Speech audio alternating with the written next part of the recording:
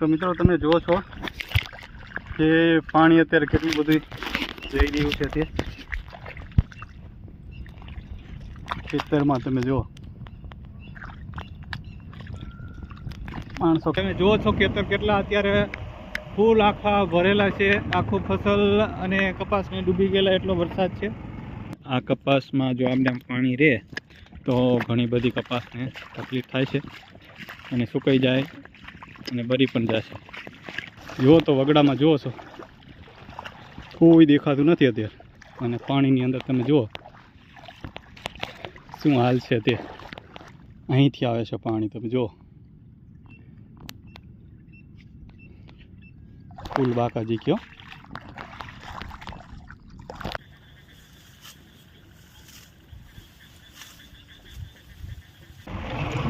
નમસ્કાર મિત્રો, કેમ છો? હું છું અશ્વિન, મારા વિડીયોમાં આપનું હાર્દિક સ્વાગત છે। તો મિત્રો આપણે જઈ રહ્યા છીએ ખેતર, વરસાદ ખૂબ જ આવી ગયેલો છે। તમે જુઓ છો કે આપણે કઈ રીતનું પાણી ભરાણું છે, કેટલું પાણી ખેતરમાં છે તે બધું ખોડવા માટે જવાનું છે અને કેવો વરસાદ રહેલો છે તમને પણ આ વિડીયોમાં બતાવશું કે ખેતરોમાં અત્યારે કેટલું પાણી ભરેલું છે હોય તે।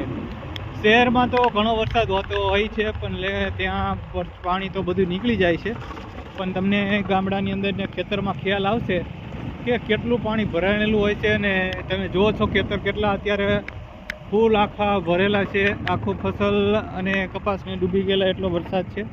તો ચાલો મિત્રો અંદર જોઈશું અને તમને બતાવું કે કેટલું પાણી ભરેલું છે। તમે જુઓ છો બાજુમાં ગટરો ને બધી ફૂલ થઈ ગઈ છે અને ઓવરફ્લો થઈને બધું જાય।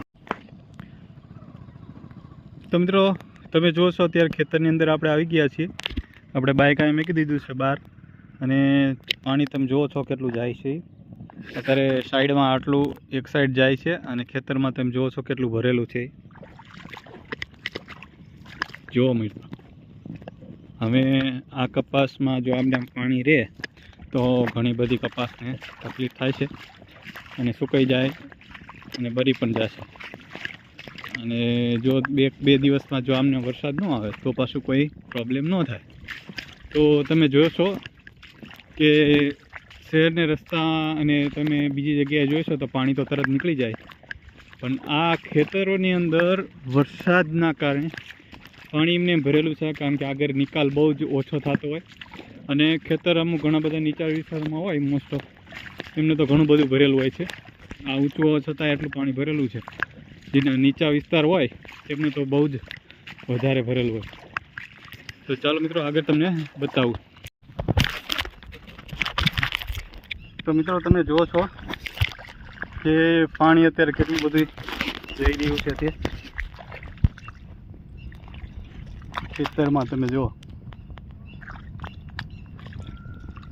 માણસો કહેતા હોય કે ખેડૂતને જેમ આટલા બધા આંદોલન કરે છે અને કેમ આટલા પૈસા માગે છે, એની પાછળનું કારણ તમે જોઈ રહ્યા છો કે કેટલી મહેનત કરવી પડે છે તે પાણીનું। તમે જુઓ તમારે એક દિવસ એક વખત ખોટ જાય તો એ લાંબા થઈ જાવ છો ભાઈ, ખેડૂતને તો દર વર્ષે પ્રોબ્લેમ, તેમ છતાંય વરસાદ તમે જોઈ રહ્યા છો કેવો છે તે પાણી ધીમે ધીમે નીકાળશે, લગભગ વાંધો નહીં આવે, જેમ થતાંય જોઈએ અમે કેટલો વરસાદ આવે છે। તો ચાલો મત જુઓ છો પાણી જઈ રહ્યું છે અને જો ટાઈમે નીકળી જાય તો કપાસને કંઈ પ્રોબ્લેમ નહીં થાય, લગભગ વાંધો નહીં આવે, કારણ કે વરસાદ રહી ગયો છે એટલે ધીમે ધીમે પાણી નીકળી જશે। તો મિત્રો તમે જુઓ છો અત્યારે કેટલો વરસાદ છે અને વરસાદમાં તમે જુઓ છો કપાસમાં કેટલું પાણી ભરેલું છે અને એટલા વરસાદની અંદર આપણે જોવા આવ્યા છીએ કે કેવી રીતનું કપાસની પરિસ્થિતિ છે તે, અને પાણી તો જુઓ છો મિત્રો કેટલું આવે છે।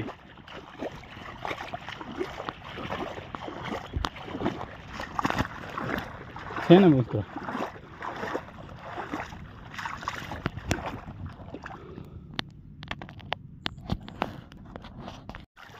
તો દોસ્તો તમને આપણે એ જોવા જવું છે કે આ પાણી કઈ જગ્યાએથી આપણા ખેતરમાં ઠેઠ સુધી આવે છે। તો અત્યારે તો ફૂલ બાકાજીકી બોલે છે વરસાદની,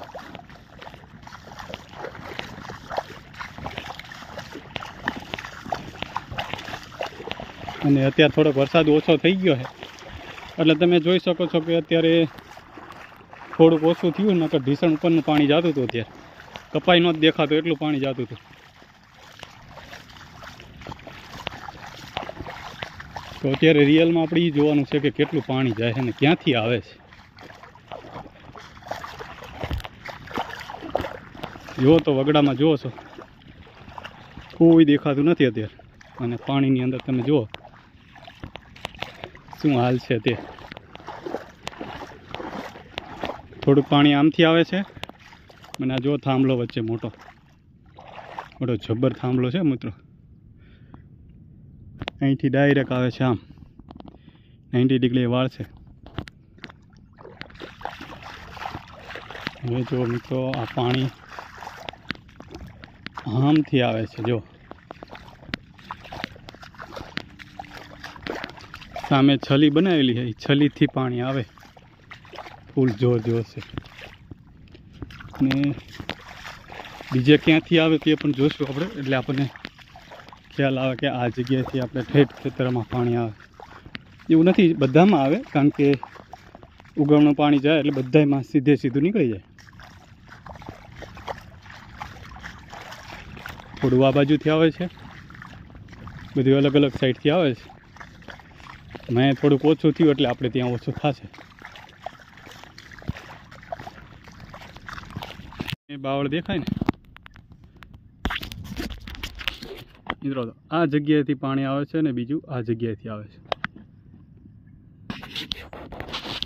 તો ચાલો કેટલું તમે જુઓ છો અત્યારે ઓછું થઈ ગયું.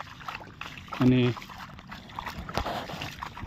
કારણ કે આગળના ખેતરનું આવે એથી આગળના ખેતરનું આવે ઠેઠ ગટરમાંથી આવે ઠેઠ વઢવાણની સીમનું ઠેઠ ત્યાંથી પાણી આવે બધું.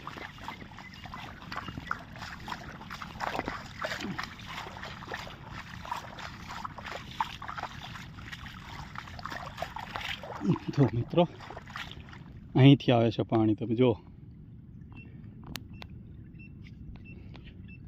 ફૂલ બાકાજી કયો.